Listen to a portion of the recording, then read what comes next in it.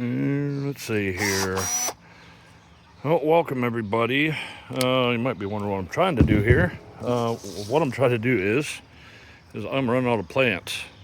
And because I missed my chance to trim that bush earlier in the spring, I don't have a whole bunch of cuttings like started. So I'm thinking I'm just gonna try and make some cuttings. And you see these pots? Well, I'm probably not even gonna use these two small pots, but we're gonna probably just start sinking some of these into these larger pots. Maybe add a little bit more soil. And hopefully, because this already has leaves, it can pull in and start rooting, get enough energy in there. I might actually even take the flowers off. It's kind of it's definitely not the right time of the year, I guess, early summer, so the heat's not too bad. And but I'm just trying to cover up for missing my opportunity earlier.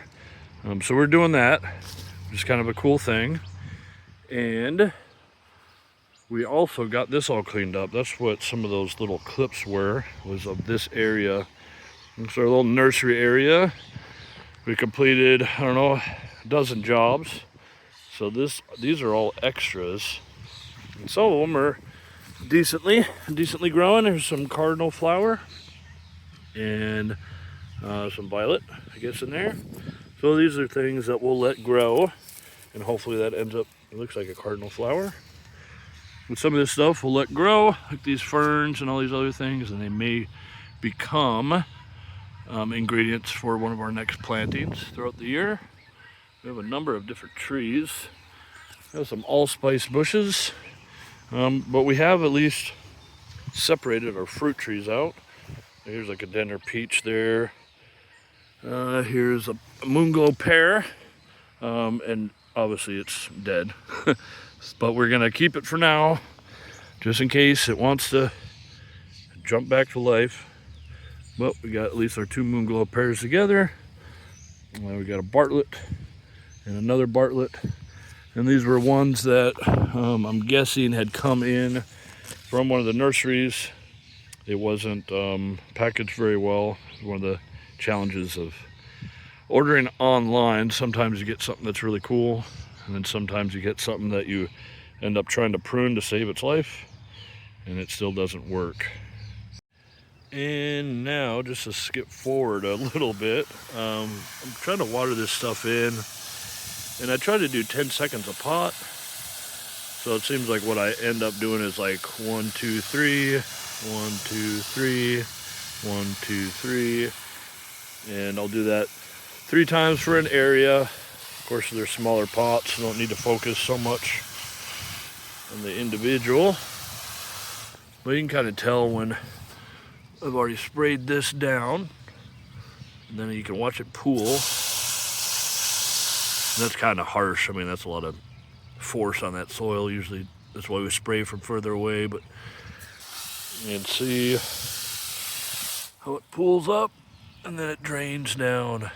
You want about that. I mean, that's a pretty good rate of whatever. So if your soil ever gets too dry for too long, it'll actually become hydrophobic, so it'll take longer to soak in. But as you can see, we've got some of our clippings down on the ground to kind of suppress the grass from growing a little bit.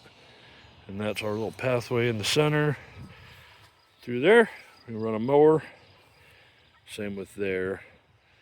And on the side here, we got more bushes and a crazy peach tree with too many peach trees trying to grow from the roots there. Yep, it's pretty cool. Well, let me show you what ended up happening with the elderberry and how many plants we have. We're not going to be able to show you potting them up, but I have a good example of it. So yeah, when they say elderberry bush, I would say large multi-stem shrub, because this was old growth.